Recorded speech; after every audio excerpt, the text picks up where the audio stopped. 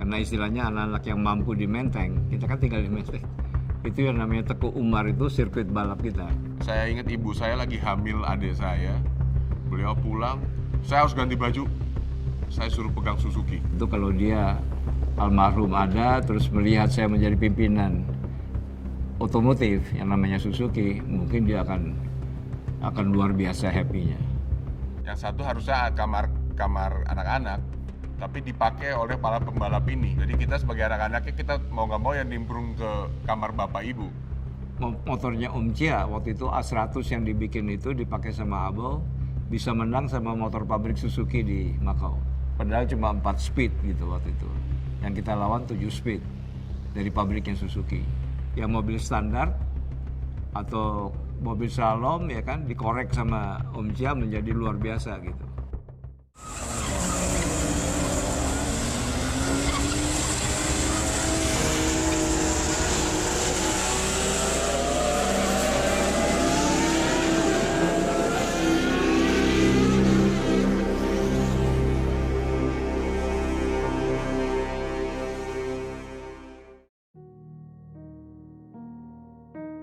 Jadi tidak hanya sepeda motor, waktu kita mulai bikin mobil juga ya sempat bingung juga.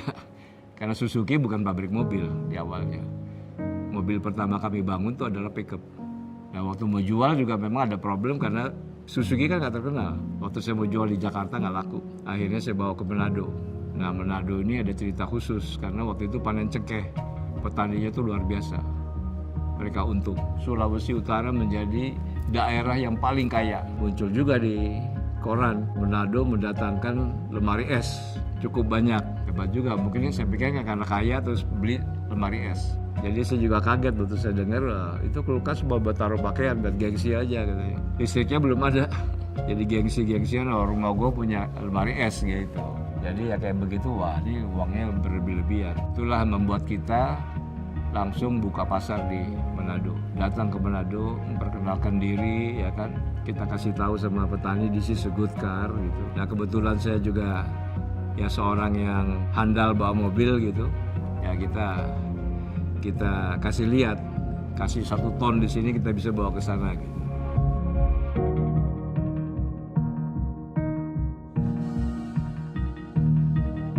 Jadi off road gitu kan. Ya sehingga akhirnya sukses.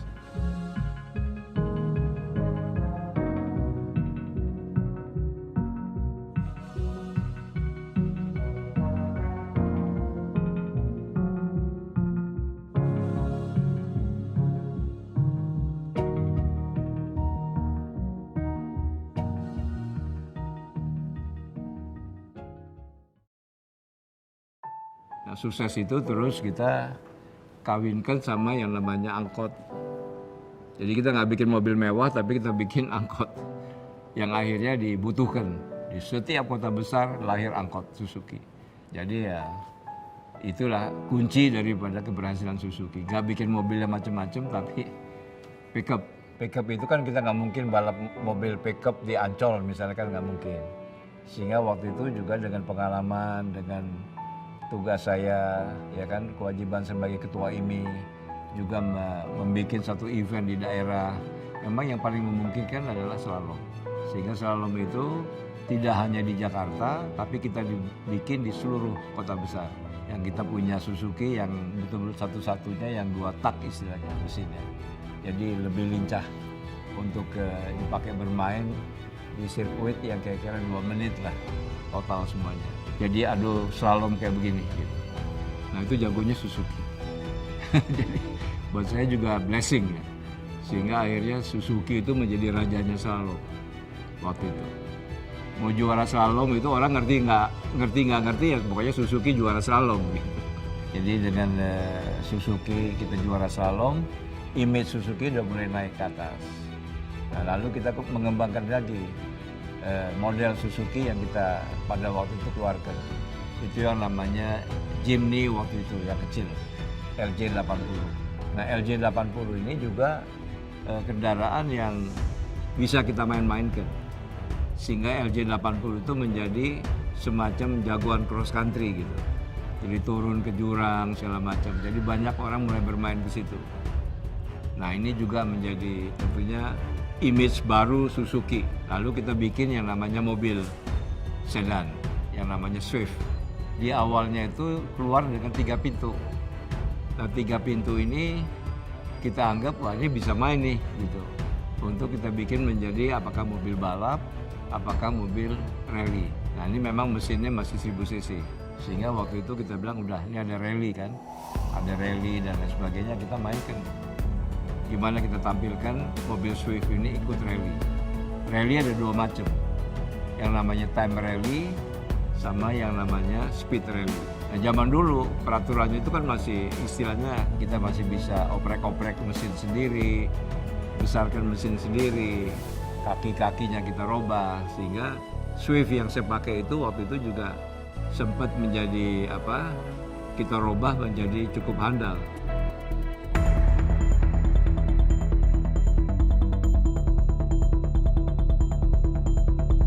Berani bermain di kelas rally, istilahnya speed rally, melawan yang kelas 2000 cc misalnya. Kita masih bisa fight.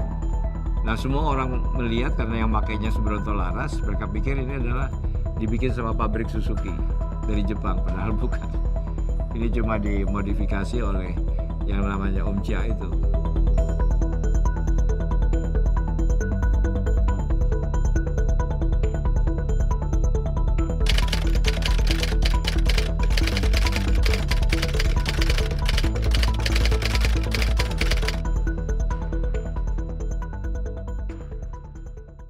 Di Suzuki ini kan saya pengalaman mengenal yang namanya Om Chia atau Pak Iskandar yang saya anggap sebagai guru saya, ya kan. Dan memang mulai main motor juga sebelum kita kerja sama-sama. Akhirnya mungkin jodoh. Tahu-tahu masuk ke Suzuki, beliau itu adalah pimpinan daripada produksi Suzuki di pabrik Suzuki di Pulau Gadung. Dan memang waktu itu luar biasa. Yang mau minta Om Chia untuk pindah ke pabrik atau ke bengkel yang bikin modifikasi motor balap banyak sekali gitu. Mungkin gajinya bisa 2, tapi dia bilang enggak. Hati saya itu Suzuki Pak. Gitu.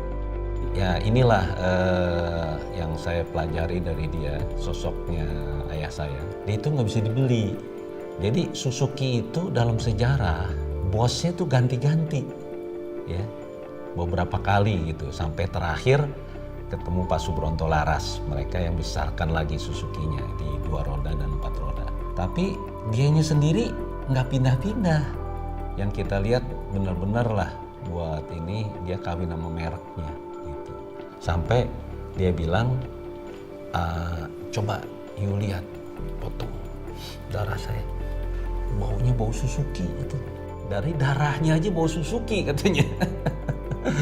Nah, kalau momen-momen lain adalah yang saya lihat pada waktu dia bekerja. Biasanya mekanik kalau tangan olian melulu, dia enggak, tangannya bersih. Ya, jadi setiap apa dia cuci tangannya, ya dia seperti seorang dokter bedah gitu. Ya, dia membedah tapi yang dibedah mesinnya. Alat dia itu adalah mesin bornya. Alat bor itu adalah alat utama dia gitu, karena dengan itu dia bisa membuat porting mesinnya dan lain-lain ya, sehingga performanya memang meningkat. Semua orang ngomongin jago nih Om Chia gitu, makanya dia disayang sama Belanda karena dia good mechanic lah. Yang menurut saya dia seorang profesional, tidak cuma handal di dalam istilahnya ngorek mesin balap ya untuk sepeda motor, tetapi juga dia seorang yang handal memimpin pabrik. Jadi saya anggap dia luar biasa, bahkan saya anggap dia sebagai guru saya lah. Jadi di masa akhir beliau itu kan kena kanker prostat. Namun kecintaannya pada waktu itu, satu kali pada waktu saya ada di Bali, saya melihat ada tim dari Suzuki itu sendiri dengan pembalapnya, dengan mekanik pembantunya datang ya. Pada posisi udah sakit sekali, dia masih bilang, coba saya lihat mesinnya. Ya, jadi sambil tiduran, dia masih melihat mesinnya dan memberikan arahan.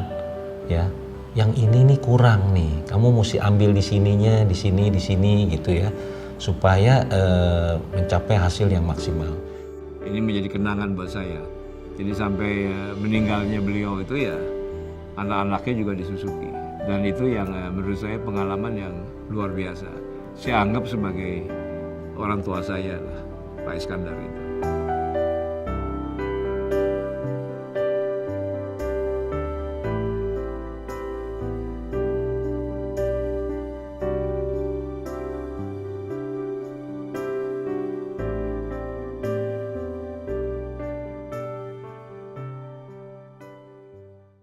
Jadi kembali lagi kepada Ikatan Motor Indonesia, itu sebetulnya wadah ini penting karena ini sebetulnya perpanjangan tangan daripada Menteri Perhubungan.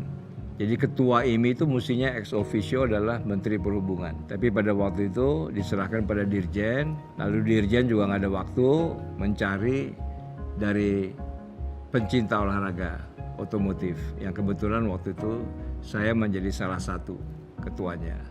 Yang akhirnya melibatkan diri mengembangkan yang namanya IMI ini. Kan bukannya cuma mobil, tapi ada sepeda motor. Motocross saya sempat bikin di Bukit Ambacang itu di Padang.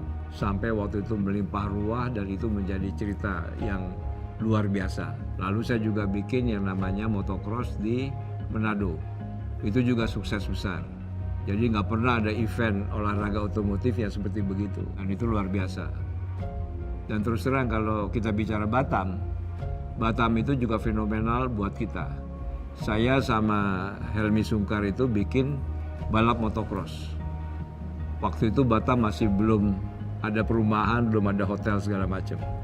Tapi kita sengaja bikin itu karena itu diminta waktu itu oleh yang mimpin Batam dan akhirnya sukses besar. Kadang-kadang saya juga ketemu ada perempuan bule di tengah hutan. Tahu loh, ini Ria gitu. Kenapa Ria? Udah laki gua nih gitu. Gua diturunin di sini katanya.